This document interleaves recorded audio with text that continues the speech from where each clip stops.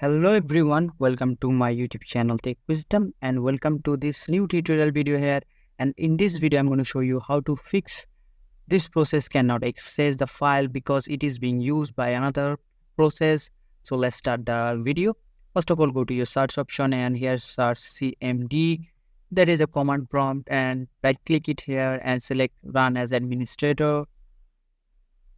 After that, select yes.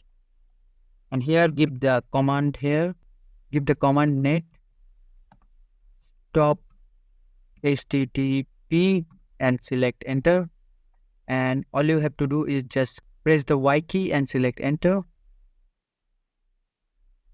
And after finishing it successfully, just write exit and exit from the command prompt. And now again go to the search option and again search CMD.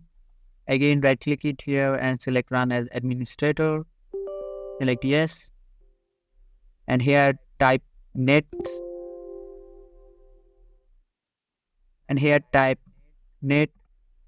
start http and enter, and my command is successful and the problem will be fixed. So this is the video and I hope this is a helpful video for you, and if this video does help you, please consider subscribing to this channel and I will catch you guys in the next video.